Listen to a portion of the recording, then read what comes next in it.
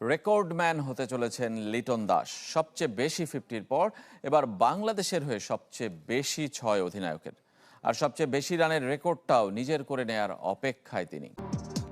দলের পারফরমেন্স যেমনই হোক, লিটন দাস 150-র বেশি স্ট্রাইক রেটে ব্যাট করেছেন। শেষ 4 ম্যাচে 350, সময়টাকে নিজের করে নিয়েছেন বাংলাদেশ অধিনায়ক।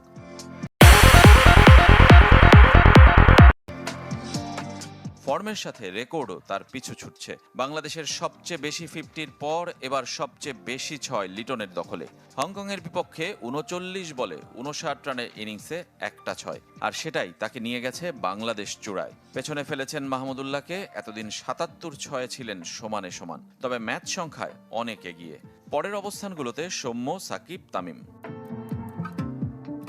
2025-এ আন্তর্জাতিক ক্রিকেটে 6-এর বিপ্লব ঘটানো বাংলাদেশ এশিয়া কাপে নিজেদের প্রথম ম্যাচে মাত্র 2টি 6 মারতে পেরেছে, যার ব্যাখ্যা দিয়েছেন অধিনায়ক নিজেই।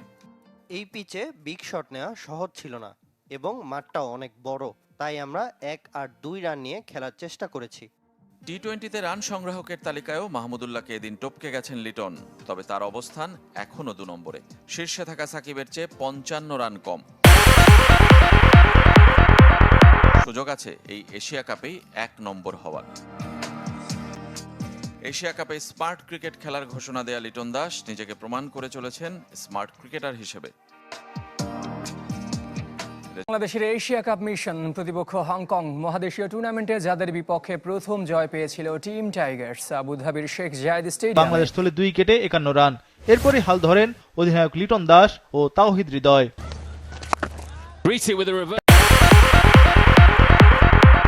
টাইগার জার্সিতে টি-20তে মাইল ফলক স্পর্শ করেন লিটন দাস।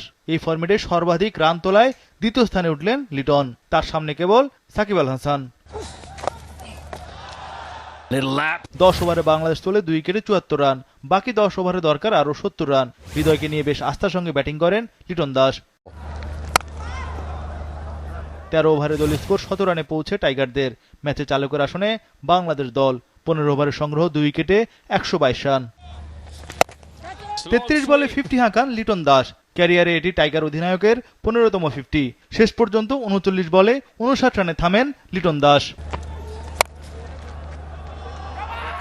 17.4 ওভারে 7 উইকেট হাতে রেখে জয় নিশ্চিত করে টাইগাররা। তাওহিদ হৃদয় অপরাজিত ছিলেন 35 রান। এর আগে হংকংয়ের বিপক্ষে ফিল্ডিংয়ে নেমে দ্বিতীয় ওভারে উইকেট শিকার করে বাংলাদেশ। আনসিরাতকে ফেরান তাসকিন আহমেদ। আনসিরাত করেন 5 বলে 4 রান। বাবর হায়াতও দ্রুত ফিরে যান। দলের এই অভিজ্ঞ ব্যাটার 12 বলে 14 রান করেন। এবার উইকেট নেন পেসার তানজিম সাকিব।